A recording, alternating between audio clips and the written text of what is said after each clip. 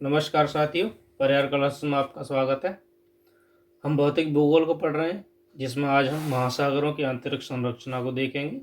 चलिए शुरू करते हैं। पृथ्वी के कुल क्षेत्रफल पर लगभग 510 मिलियन वर्ग किलोमीटर में ये फैली हुई हैं, जिसके लगभग 70.8% क्षेत्रफल पर जल है और शेष 29.2% क्षेत्रफल पर स्थलीय भाग है। 510 मिलियन वर्ग किलोमीटर में से जलमंडल में जो बृहद जल के भाग होते हैं उन्हें महासागरों के आंतरिक भागों के विभिन्न क्षेत्र में पाए जाते हैं।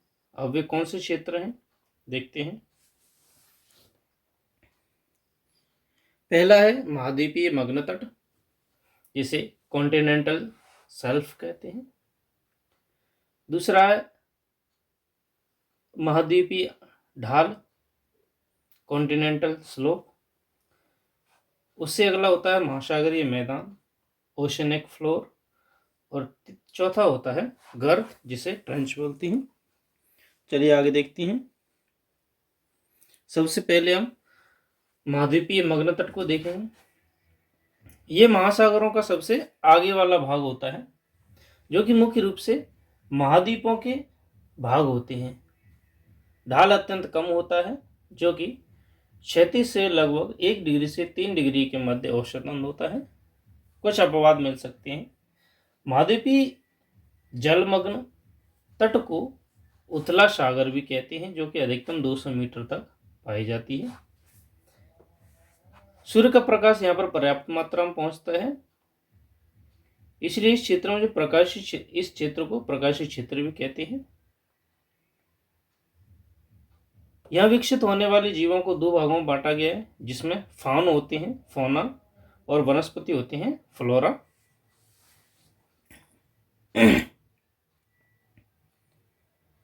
प्रकाश की पर्याप्त मात्रा होने पर यहाँ पर अनेक शैवाल और प्रवाल भित्तियों का जन्म होता है। लवणता के कारण विभिन्न शैवाल भी बनते हैं, विभिन्न जीव बनते हैं। मग्न तट संपूर्ण महासागर के लगभग 8.6% क्षेत्रफल पर फैले होते हैं। सर्वाधिक चौड़ा मग्न तट अटलांटिक महासागर में पाए जाते हैं। ये याद करने वाली फैक्ट है। क्षेत्रफल के आधार पर अटलांटिक महासागर में सर्वाधिक जलमग्न तट पाए जाते हैं।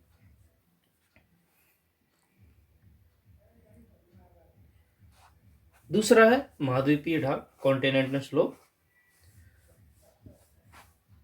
ये महाद्वीपों के सर्वाधिक अग्रभाग हैं, जो कि महासागरीय जल में जलमग्न होती हैं। 200 मीटर से 2000 मीटर की गहराई के मध्य होते हैं। यानी कि जो महाद्वीपीय मग्न तट थे, उनसे आगे चलेंगे तो कहलाएगा महाद्वीपीय ढाल। इनकी गहराई तट की अपेक्षा ज्यादा होती है, इसलिए इन्हें महाद्वीपीय ढाल कहा जाता है। इस भाग के ढैल क्षैतिज 5 डिग्री से अधिक कोण बनाती हैं। वहां पर 1 से 3 डिग्री के करीब था। अटलांटिक महासागर से कनाडा के तटीय क्षेत्र में इस भाग का ढाल लगभग 30 डिग्री से 40 डिग्री के मध्य है। महासागरों का ये भाग संपूर्ण महासागर के लगभग 8.5% क्षेत्रफल पर होता है। सर्वाधिक महाद्वीपीय ढाल कहाँ पर है? अटलांटिक महासागर में होता है। अटलांटिक महासागर, प्रशांत महासागर, हिंद महासागर तथा अटलांटिक महासागर में क्रमशः सर्वाधिक महाद्वीपीय ढालों पर नालीनुमा गहरी घाटियों का निर्माण होता है, जिन्हें हम महासागरीय कंदरा, ओशनिक कैनियंस के नाम से जानते हैं। वर्तमान समय में संपूर्ण पृथ्वी पर 102 महासागरीय कंदराएं हैं, यानी कि 102 कैनियन हैं, जो कि अधिकांशतः महाद्वीपीय जलमग्न तट पर ही सर्वाधिक पाए जाते हैं। अगला है महासागरीय मैदान। ये महासागरीय ढाल के बाद का क्षेत्र होता है। यह एक विस्तृत भाग होता है, जो कि समुद्र तल के 2000 मीटर से 6000 मीटर की गहराई के मध्य स्थित होता है। इसे महासागरों का नितल भी कहते हैं। इसका कुल विस्तार महासागरों के लगभग 75.9% क्षेत्रफल पर पाया जाता है। इस भाग में महाद्वीपों की भांति ही ऊंचे ऊंचे पर्वत तथा पहाड़ियां होती हैं।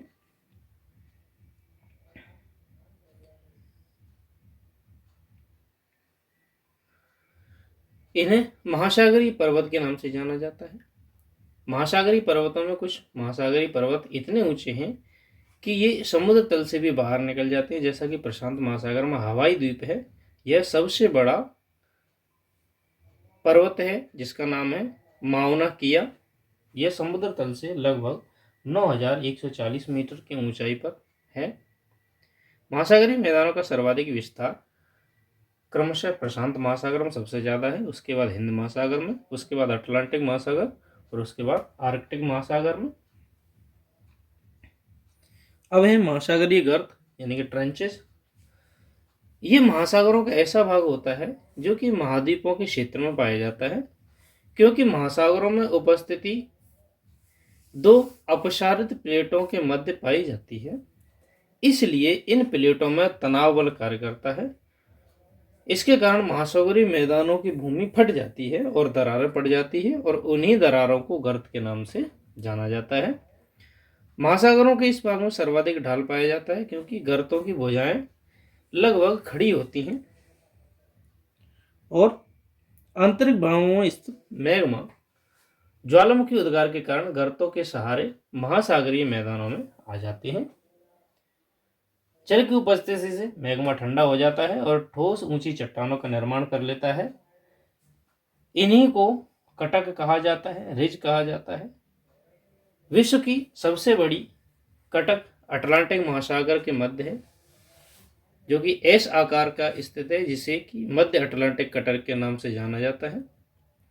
गर्त के भाग संपूर्ण महासागर में लगभग 7% क्षेत्रफल पर पाए जाते हैं।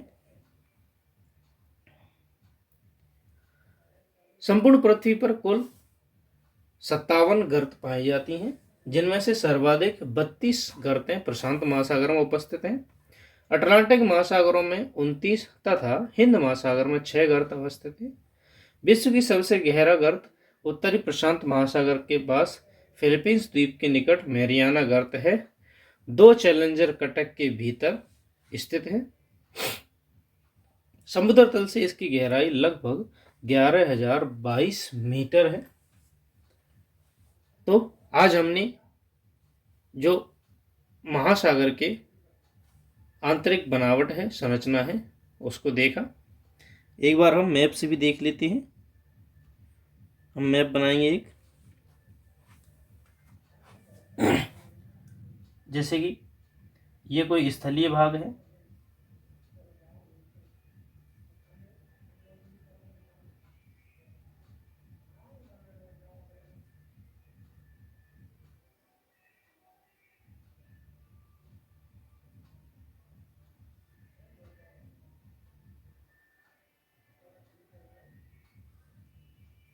ये ऐसे होते हैं। ये महासागरीय भाग है। नीचे लेते हैं हम थोड़ा।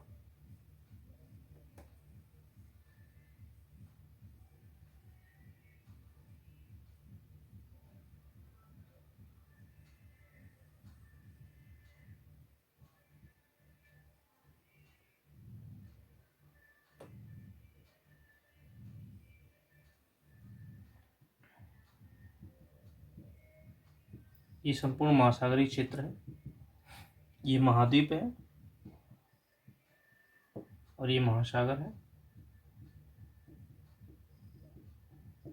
इसमें सबसे पहला क्षेत्र होगा जिसकी 1 डिग्री से और 2 डिग्री के मध्य ढाल होगा, जिसे महाद्वीपीय मग्न तट कहेंगे। मग्न तट।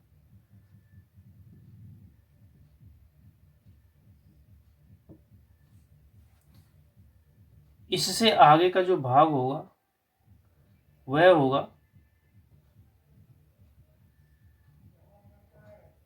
महाद्वीपीय ढाल। इसके जो आगे वाला भाग होगा वह महासागरीय मैदान होंगे।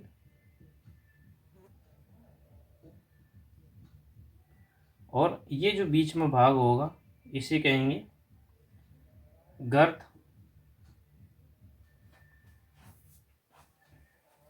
और बीच में ये ज्वालामुखी फटने के कारण ऊपर की ओर चले जाते हैं, इन्हें कहेंगे महासागरीय पर्वत। ये कभी कभी ऊपर निकल जाते, अभी हमने देखा था।